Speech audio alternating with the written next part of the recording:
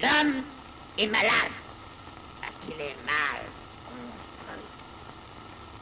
Il faut se décider à le mettre à nu pour lui gâter cet animal pur qui ne se mange pas.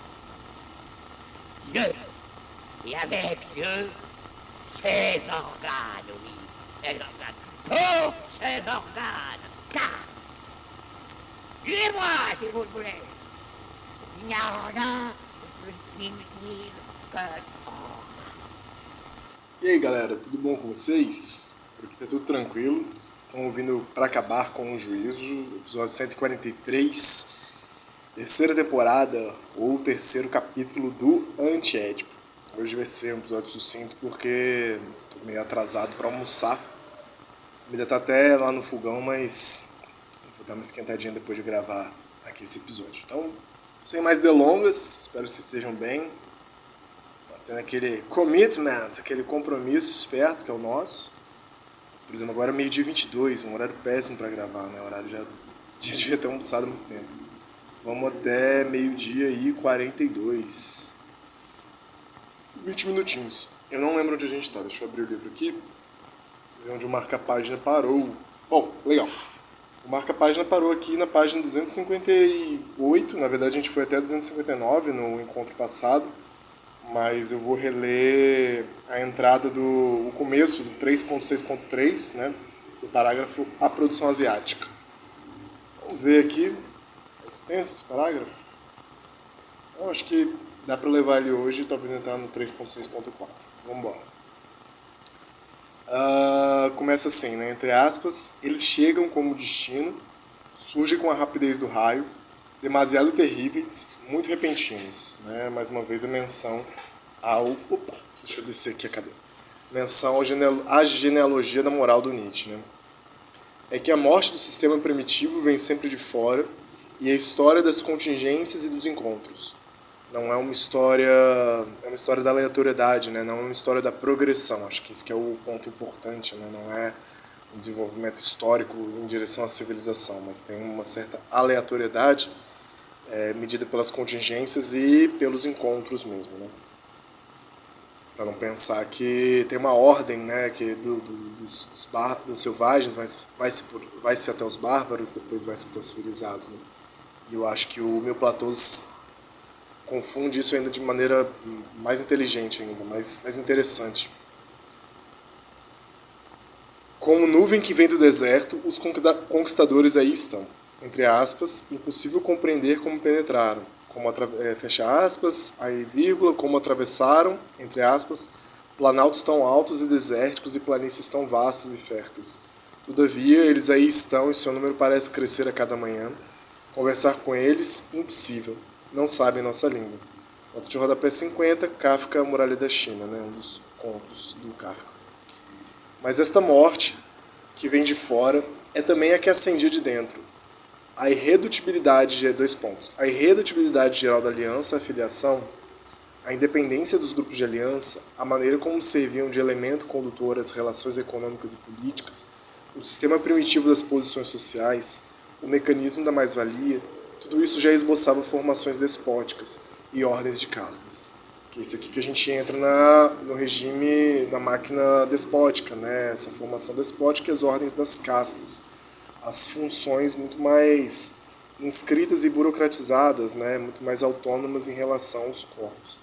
Então, uma pista que já havia ali, né, na irredutibilidade geral da aliança-filiação, né, a aliança irredutibilidade geral, não se reduzia, né, não se pode reduzir a aliança-filiação, estou entendendo também, posso estar errado aqui, mas uma certa independência e primazia da aliança, né,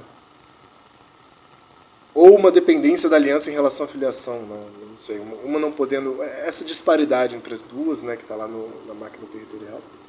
A independência dos grupos de aliança, que eles vão crescendo na dimensão da independência com relação à prole, com relação à filiação, né, e aí podem adquirir um acúmulo de poder. Está sempre em risco, né, essa dimensão de uma aliança ganhar um grande acúmulo de poder e isso se cristalizar, isso se estratificar.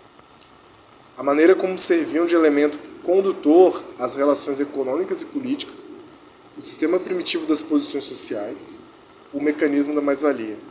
Tudo isso só esboçava formações despóticas e ordens de castas. Ainda estava sempre na ordem do esboço. Né? Eu gosto muito, pelo menos no que eu tenho estudado agora, né, de como a Rita Laura Segato ela fala sobre o patriarcado, né, e fala sobre o sistema sexo-gênero como raiz das relações de poder e das relações hierárquicas, mas ela vai especificar o que o Deleuze e Guattari colocam como máquina primitiva. Ela vai especificar um patriarcado de baixa intensidade, né, que tem toda uma política dos limites para não constituir essa burocratização despótica das castas, né, mas já há uma certa diferença de poder, já há diferença de posição. Aí ela vai colocar, né, uma diferença dual e não binária, né, que a gente começa a abrir para um binarismo, né, a partir dessa representação, desse acúmulo de poder, dessa significação, etc. Opa, deixa eu dar escarrado aqui. Caralho. Tá saindo a sinusite. Peço desculpas aí a escarrada ao vivo. E como distinguir o modo pelo qual a comunidade primitiva suspeita de suas próprias instituições de chefia? Ai, que legal. Conjura ou estrangula a imagem do déspota possível que ela secretaria em seu seio, do modo como amarra o símbolo, tornado irrisório, de um antigo déspota que se impunha há muito tempo de fora. Vou repetir porque é isso, né? Essa política do limite e essa política da não concentração do poder, né? Como distinguir o modo pelo qual a comunidade primitiva suspeita de suas próprias instituições de chefia? Conjura ou estrangula a imagem do déspota possível que ela secretaria em seu seio, ponto, né? E como que se diferencia do modo como amarra o símbolo, tornado irrisório, de um antigo déspota que se impunha há muito tempo de fora? Como que se distingue isso? Nem sempre é fácil saber se se trata de uma comunidade primitiva que reprime uma tendência endógena ou de uma que tenta reencontrar-se bem ou mal após uma terrível aventura exógena. Pronto, aqui estão explicando muito bem esse limite que eu estava discutindo com o Guilherme, né, uns 4 episódios atrás. Nem sempre é fácil saber se se trata de uma comunidade primitiva que reprime uma tendência endógena de acúmulo de poder e de despotismo, ou de uma que tenta reencontrar-se bem ou mal após uma terrível aventura exógena, né, uma grande seca, uma grande crise, uma grande indução do xamã, do pajé ou do líder espiritual em direção a uma terra prometida, sem sucesso, né? O jogo das alianças é ambíguo. Estaremos ainda aquém da nova aliança, ou já para além e como que caídos num aquém residual e transformado. Então isso aqui é bem interessante, né? Eles sempre colocam a aliança antes da filiação. A filiação é dependente da aliança, de alguma forma, né? Desculpa, é isso, a filiação é dependente da aliança política. Antes de ser pai e filho, há uma política, né, que estabelece esses nomes dos corpos. Mas esse jogo das alianças que eles dão primazia, olha só, é ambíguo. A política é ambígua de alguma maneira. Estaremos ainda aquém da nova aliança ou já para além e como que caídos num aquém residual e transformado? Questão anexa, 2 pontos. O que é a feudalidade? Isso aqui o editor esqueceu de tirar, né? Porque como que se dá, provavelmente, esse jogo da aliança e da filiação no campo da feudalidade, né? Porque também tem isso, né? Classicamente tem um estudo marxiano, né, marxiano, sobre as relações feudais, né, as relações políticas e ideológicas feudais. E eles pulam, né, no antiédipo. No Mil Platôs eles voltam tanto. Eles vão do modelo primitivo ao modelo asiático e já vão direto para os impérios e vão direto para os civilizados, né, para o capitalismo. E a feudalidade, onde fica isso? Né? Eu tenho lembrança vaga que no Mil Platôs eles discutem um pouco mais a feudalidade, mas também não é muito aprofundado, né? Eles ficam muito na coisa do nomadismo, dos metalúrgicos itinerantes, né? Desses que espalham o filo maquínico das armas, mas das ferramentas também. Essa aventura exógena, né? Dos nômades metalúrgicos. Mas aí fica a questão que o editor esqueceu de tirar, né? O que é feudalidade? Podemos somente assinalar o momento preciso da formação imperial como sendo o da nova aliança exógena, que não só substitui as antigas alianças, como faz numa relação com elas. Então, a definição que eles colocaram é uma certa indefinição, né? Mas algumas pistas de como há a queda, a derrocada do sistema primitivo. mas que de qualquer forma o que se dá é quando você repara que há uma nova aliança, que ao mesmo tempo não só substitui, como faz uma relação com as velhas alianças, você tem um regime despótico. E esta nova aliança não é nem um tratado, nem um contrato. Porque o que é suprimido não é o antigo regime das alianças laterais e das filiações extensas, mas tão somente o seu caráter determinante. Elas subsistem mais ou menos modificadas, mais ou menos arranjadas, pelo grande paranoico, pois elas fornecem a matéria das mais-valia. A matéria da mais-valia continua sendo essa disparidade entre as alianças e as filiações.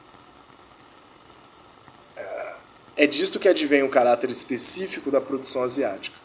As comunidades rurais autóctones subsistem, continuam a produzir, a inscrever, a consumir. E o Estado só tende a ocupar-se com elas. Então é bem interessante, né? A distribuição geográfica dos territórios ela continua muito parecida. Você vai ter ainda pequenas comunidades que vão... Acho que tem muito essa imagem, né, do vilarejo que continua ali com suas intrigas, com suas produções, suas inscrições, seus consumos, suas relações de inimizade contra os vilarejos, mas tudo isso passa por uma intermediação que não é mais só da ordem do código, mas do sobrecódigo. Né? E não passa mais sobre a ordem do território, mas de certa dimensão de reterritorialização, principalmente mas desterritorialização e reterritorialização, por parte do déspota, né, nesse perverso que vai esquadrinhar. E aí você tem uma dimensão que começa, né, essas pessoas do vilarejo que eram o vilarejo, né, e que, independente para onde iam, eram o vilarejo, mesmo que se deslocassem geograficamente, né, elas carregavam consigo o território. Acho que é bem interessante essa ideia. Aqui não, aqui você tem, já começa a possibilidade de um certo êxodo, porque há um êxodo não nomádico, né, um êxodo de proprietário, né, de sair da propriedade de uma terra em direção a buscar uma outra terra, né, que é inclusive, posso estar falando muita besteira, mas é inclusive algo que no Mil Platôs eles vão aproximar muito do próprio processo do judaísmo, né, que está descrito no Antigo Testamento, daquela migração, daquele êxodo em busca da terra prometida. Então, o Estado só tende a ocupar-se com elas. Né? As engrenagens da máquina da linhagem territorial subsistem, continuam existindo, mas são apenas peças trabalhadoras da máquina estatal. Os objetos, os órgãos, as pessoas e os grupos mantêm pelo menos uma parte de sua codificação intrínseca. Vai manter sua espiritualidade, vai manter sua crença, seu sistema de troca, seu sistema de inscrição, né? Mas esses fluxos codificados do antigo regime acham-se sobrecodificados pela unidade transcendente que se apropria da mais-valia. Afinal, todos os fluxos desse modo de produção asiático eles correm em direção ao corpo do déspota, ao Estado, num esquema de pirâmide, né? O famoso esquema de pirâmide vem daí. Seguindo. A fome está apertando. A antiga inscrição permanece, mas ladrilhada pela e na inscrição do Estado. Eu gosto que esse parágrafo só tem período curtinho, né? Eles só estão listando assim, as coisas. Estão tentando entender o que eles estão escrevendo. A Fanny Deleuze está tentando entender a doideira dos meninos ali. Os blocos subsistem, mas transformados em tijolos empilhados e ajustados, cuja mobilidade é artificial. Então, os blocos de aliança, né, os blocos de filiação, subsistem, mas transformados em tijolos empilhados e ajustados, cuja mobilidade é artificial, trazendo mais uma vez a ideia também de uma certa muralha, de um certo obra faraônica, né, uma obra que vai empilhando e parece que é a causa natural, inclusive dessas relações de aliança e de filiação locais, né, mais codificadas. As alianças territoriais não são substituídas, mas apenas aliadas à nova aliança. As filiações territoriais não são substituídas, mas somente afiliadas à filiação direta. Nesse sentido, a filiação direta é do déspota para com o Deus, provavelmente, né, dessa nova aliança, nesse sentido também. É como que um imenso direito do primogênito sobre toda filiação, um imenso direito à primeira noite sobre toda aliança. Interessante nisso. Essa alusão despótica, né? O estoque filiativo devém objeto de uma acumulação na outra filiação. Então vamos lá. O estoque filiativo territorial devém objeto de uma acumulação na outra filiação. Essa filiação direta, né, que eles estão falando. A dívida de aliança devém uma relação infinita de dívida, né, na outra aliança. É infinitamente devedor ao déspota. É todo o sistema primitivo que se acha mobilizado, requisitado por uma potência superior, subjugado por forças novas exteriores, posto a serviço de outras metas. Ponto e vírgula. Isso é tão verdadeiro que, como dizia Nietzsche, o que denominamos evolução de uma coisa é, entre aspas, uma sucessão constante de fenômenos de sujeição mais ou menos violentos, mais ou menos independentes, sem esquecer as resistências que se erguem sem cessar, as tentativas de metamorfose que se operam para se unirem à defesa e à reação. Enfim, os felizes resultados das ações em sentido contrário. Isso aqui vai bem na base do pensamento genealógico nietzschiano, onde não há progresso e desenvolvimento, mas essa amálgama agonística entre subjugação e resistência, né? E aí você tem a máxima Foucaultiana que expressa muito bem essa lógica genealógica nietzschiana, que é só pode haver poder onde há resistência. O poder é muito mais relacional, com algo, conjunto de forças, né, que se distribuem, e uma tenta controlar, não, né? Uma tenta subjugar a outra, dominar a outra, mas que ela precisa exatamente dessa palavra, um jogo de tensão e de dominação. Não é pela extinção de uma força, não é pela extinção de uma resistência, mas a manutenção dessa resistência. Isso que é importante. Não é necessariamente a relação de poder, né, descrita pelo Nietzsche, descrita pelo Foucault. Nietzsche, os dois de um caráter muito de entender a história, não pela via do desenvolvimento, mas pela via dessa agonística, dessa inseparabilidade da forma de uma certa tensão, de uma certa tensão para a dominação. Não é uma dominação excludente e substitutiva, né, que tensiona para substituir outra coisa. Tensiona exatamente para manter tensionado. Então necessita também do outro, da outra força, do outro vetor, né, da outra vontade. A nota do tradutor, então: Nietzsche, Genealogia da Moral, uma polêmica, né, tradução brasileira do Paulo César, é a segunda dissertação e o 12º parágrafo, né, ou aforismo. Entre aspas, logo, o desenvolvimento de uma coisa, um uso, um órgão, é tudo menos o seu progressos em direção a uma meta. Menos ainda um progressos lógico e rápido, obtido com um dispêndio mínimo de forças, mas sim a sucessão de processos de subjugamento que nela ocorrem, mais ou menos profundo, mais ou menos interdependentes, juntamente com as resistências que a cada vez encontram as metamorfoses tentadas com o fim de defesa e reação, e também os resultados de ação contrárias bem-sucedidas.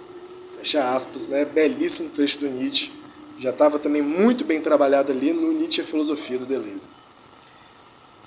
É só por fidelidade ao texto francês, utilizado pelos autores, que mantém os encontros que se notam entre as duas versões.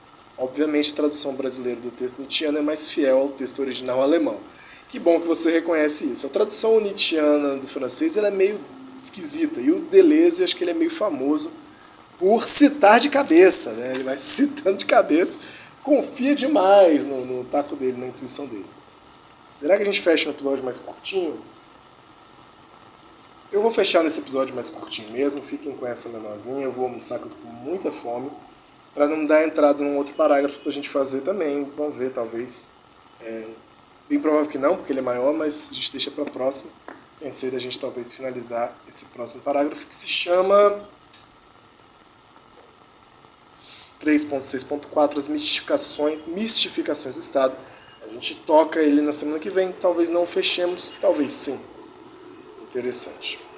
O Foucault vai até ser mencionado logo nesse parágrafo. Um beijo no seu coração, siga bem a sua semana, finalzinho de semana, se você está ouvindo isso agora, se você ouvir num dia aleatório que dia é hoje? Hoje é o dia 29 de fevereiro, né? Que místico, que cabalístico, um ano bissexto. O melhor mês do ano está acabando. Se você ouvir isso uma data fora do dia 29 de fevereiro, que eu acho muito mais provável, tenha uma boa vida, né? Tenha um bom resto de vida. Beijo no seu coração e até mais.